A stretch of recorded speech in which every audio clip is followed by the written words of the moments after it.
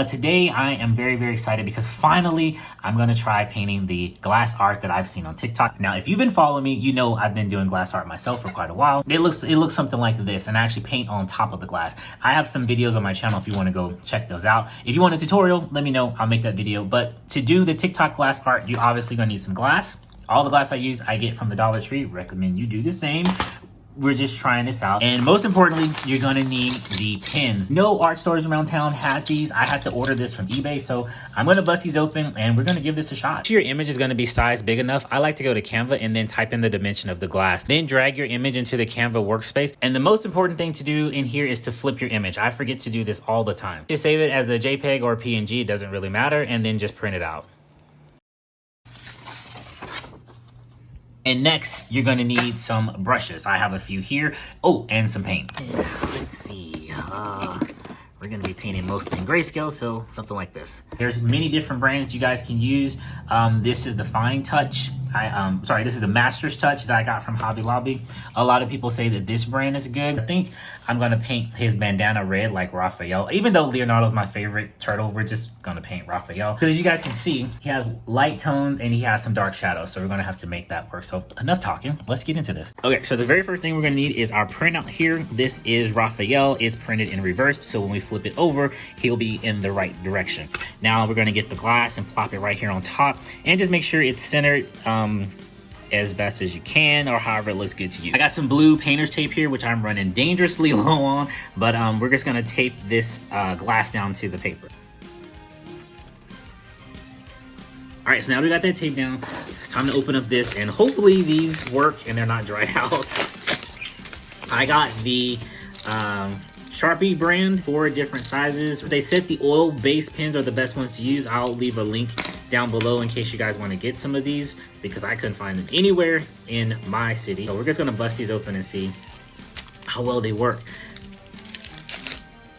Okay, this one is the bold point. You probably can't see that at all. The next one I got is gonna be the medium, and then we got the fine point, and then I even got an extra fine, just in case. So the extra fine tip, I think we're gonna start off with that one because this is a very small, detailed little turtle, and he has a lot of lines and grooves, and we're gonna have to make sure we get them all. So let's start with that. So just giving it a really good shake just to get the ink flowing, and it says to compress the nib. All right, looks like we are in business. All right, so let's try this out here. Start from the top. This is very smooth. I'm actually going faster than I should. Just take your time and trace everything. You don't even have to press down too hard. The pen actually will just glide and do most of the work for you.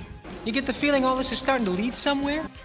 Say more than anything, outlining it takes a little bit of practice because I am really shaking trying to hold the camera and do this, but I think I'm doing okay. If you can get it to where you just get one continuous line, it flows so much better with these pens.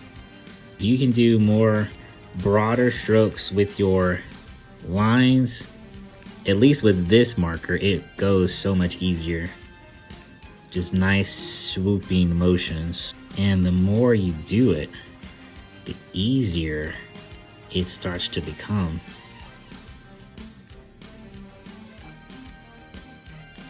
Okay, so the one thing I like about this marker already is that it dries really quick. It's just like acrylic paint, which is why I like using acrylic paint more than oil. I can just get it done faster. Every so often, gotta come back here, shake it up, just make sure the nib is good to go. And we're just gonna go back in and get these little details, areas between the toes, the definition in the calf muscles. Now, you don't have to get every little thing, but make sure you get enough to know what's supposed to be separated. All right. I think he's ready to be painted. All right, so you can hate me now, but I'm not actually gonna paint the size on his back. I'm just more focused on trying to get the technique and this turtle down. So his base color looks like it's gray is what I'm gonna paint the entire part of it, but he does have darker shadows, so I'm gonna mix this gray with some black, and then we'll see how that turns out. So just in case you're wondering, I'm actually gonna be using this black here. It's the Americana. We're just gonna make sure it's really blended in. We don't want any streaks. This is a very small turtles, so I'm actually going to use a very small brush. One thing you do different with this glass art is that you do not want to brush it on. You want to dab it in place. And before you put another layer down, you want to make sure the first one is dry. Be very careful to stay in the lines of the Sharpie outline. And as you guys can see, I'm just dabbing. Just dab, dab, dab. Take your time, put on some good music, and chill out. Now, if by chance you do make a mistake and you get outside the lines, or for whatever reason you need to start over, alcohol I hear works really well, or you can use acetone. You can actually just go to the Dollar Tree and get some nail polish remover. It works just the same. And you can just erase this whole thing and start over from scratch if you need to. And you don't want any light to show through after this is all said and done. So you're probably gonna have to put 2 layers down of paint. So make sure you mix enough. Now, as you can see here, I messed up, so what we're gonna use is a toothpick to get rid of this. Just the regular toothpick. I also hear that X-Acto knives will work just the same. Look at that. In some areas where I want the lines to be a little bit sharper, I'm gonna use a toothpick to just kind of angle those in. Where'd you learn that move? Off a cereal box? I removed the tape so we can take a look and see how this is looking side by side. As you guys can see, there's some areas that still need to be filled in. It's not quite ready. So at this point, I think we got the turtle looking pretty good. The original picture did not have any highlights, so I'm actually going to add my own highlights just to make this pop a little bit. And I'm going to use white for that.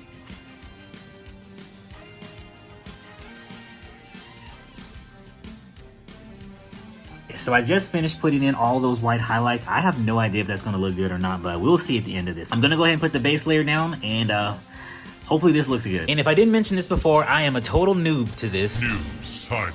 No, noob, like newbie. Don't know what I'm doing with this. And that's what happens when you try to rush. I was trying to clean up this area in here and actually smeared some of the red over here, but luckily, it don't look like it hurt the front too much. So we're still good. Now we just gotta wait for this back to completely dry. As you guys can see, I'm losing daylight. I gotta hurry up and get this thing painted. I wonder if I can put this in the freezer. Nah, that might crack the glass. So what I'm doing right here is applying the toothpick test just to make sure everything is dry and that no paint coming up. Looks like we're good. So all that was left to do was fill everything in with this gray base color and to use a bigger brush, which has clearly seen better days.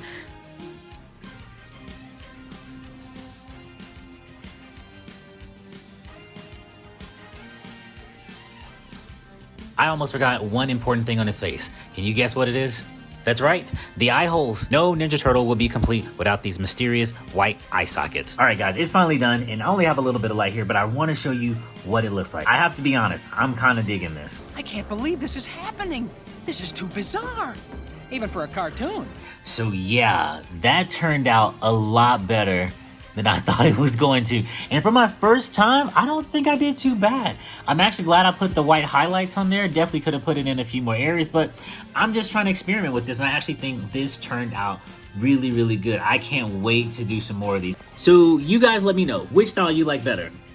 Where I paint on top of glass or behind the glass? But as a very artsy style, I do like the way I'm able to blend the colors painted on top of glass, but I do have to say, that's very cool. So the next day I painted the entire backside of this black. This is totally optional. I was just making sure no additional light was gonna show through. And to protect this, I used a layer of Mod Podge, but a better thing to use would be an acrylic sealer. And you can get that from any craft store. All right, guys, so that'll do it for this video. Hope you learned something, and I do plan on making a lot more of these, so leave some comments down below of some future characters you want me to paint, and I'll add them to my list, and you might actually see them painted right here on this channel. I have a lot of other glass paintings on this channel, as well as a lot of other crafts that you guys might be interested in, so check out one of these 2 videos before you go. I'm off to start the next project, but I'll catch you in the next video. Peace. You know why turtles can't become electricians? They get shell-shocked.